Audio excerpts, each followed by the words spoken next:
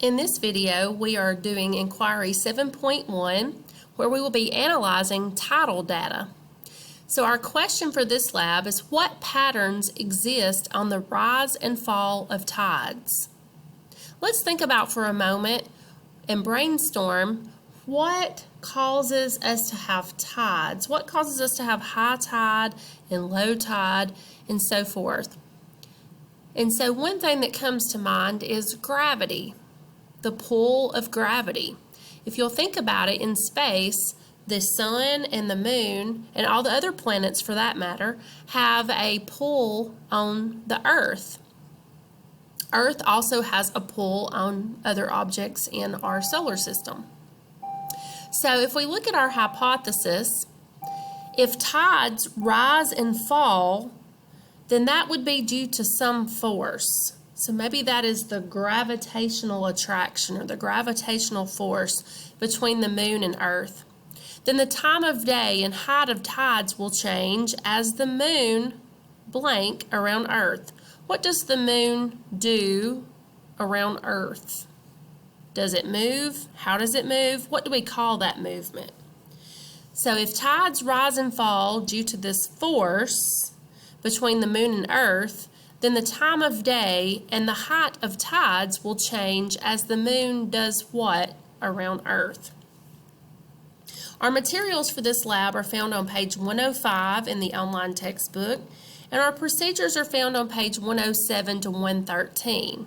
You are actually going to need to use the data tables on pages 107 to 111 in the textbook because it is such a large amount of data. It is data for the tides for Virginia Beach from April 3rd to April 30th of the year 2001. And we will be going to the book to look at that data in just a moment. We also will use these graphs. There are 3 graphs listed on your lab report. We will use these 3 graphs as we are trying to interpret our information. Okay, so to get you started, I'm going to turn to the online textbook. So I'm going to flip to my tab for the online textbook. And I already have my book turned to page 107. And I've zoomed in here where you can see the first part of data table 7.1, the tides for Virginia Beach. Okay, and as you see on this, you have the days of the week. This is Tuesday, Wednesday, Thursday. This was April 3rd, April 4th, April 5th. And it gives you the high and low tide. It gives you the time of the tide. It gives you the height in feet of the tide. And then it also gives you the height in meters. We use meters in science because we are using the metric system, which is a worldwide system. So we would refer to the meters for height for scientific purposes. And then it also tells a little bit of data about the moon set time and the moon rise time, and how much of the moon was visible on that day. Okay, so I'm going to go through a couple of questions on the first part of the procedure just to help you see how to use the data table. For example, on page 107, on procedure step number 1, question A says, at what time did the high tide occur on April 5th, 2001? Well, I can take a look at April 5th, and I can see that a high tide occurred at 6:17 a.m., and another high tide occurred at 6:42 p.m. Okay, question B says, how high were the high tides on April 5th? Well, I can look. The first high tide on April 5th was 4 feet, which is 1.2 meters. The second high tide was 3.9 feet, which is 1.2 meters. Question C says, at what time did the moon rise on April 9th? Well, April 9th is on the next page. So I'm going to scroll down to where I see April 9th. Okay, and I'm looking for what time the moon rose on April 9th. So here's April 9th, and the moon rise time was 9:26 p.m. Okay, question D says, at what time did the second high tide occur on April 9th, 2001? Okay, and so on the second high tide happened at 9:55 p.m. on April 9th. Okay, on question E, it says, how much of the moon was visible on April 8th, 2001? Okay, so if I look at April 8th, we could see 99% of the moon on that day, so that means that would have been a full moon. Okay, question F says, how much of the moon was visible on April 16th? So let's continue on till we see April 16th. It's on the third part of the graph. On April 16th, we could see 46% of the moon, which is about half of the moon. So that means that it was in the quarter phase of the moon.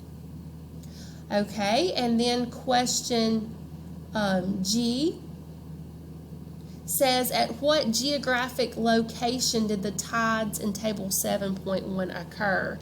Well, we know from this information from this lab that this data was recorded at Virginia Beach, which is in the state of Virginia. Okay, now you're going to use this data just like we just did in these examples. You're going to use these data tables and the graphs that I have supplied for you on the lab report to help you answer the analysis questions. So let me scroll down to the analysis questions. You're going to use the data tables that are on page 107 to 111 and those graphs to help you look for some patterns. So each of the analysis questions is going to guide you into figuring out some of the patterns that occur in the tides. So you will have to look at the textbook data of the data tables on page 107 to 111, and you will also look at these graphs. This one shows the height of the tide and times for the month of April. Then the second graph shows the tides along with moonrise and moonset times. And as you can see on the graph, it shows high tides and low tides, H for high tide, L for low tide. And you can also look at this graph, which shows the tides and the moon phases. So it will show you the height of the tide depending on what phase of the moon it's in. So you will have to interpret that data, look very closely at that data, and use those analysis questions on your lab report to help guide you through examining that data. The analysis questions come from the questions that are on Procedure Step 2 on page 112 in your book. So make sure you take a look at those and look for patterns. When you finish with the analysis part of your lab, there are a couple of vocabulary words for you to look up in the glossary to make sure you understand the different types of tides and the different terms related to tides. And then at the end, you will write your conclusion, which is your summary about what you found out in this lab. So in your conclusion, please summarize what you found out about the patterns you saw in the Virginia Beach tide data.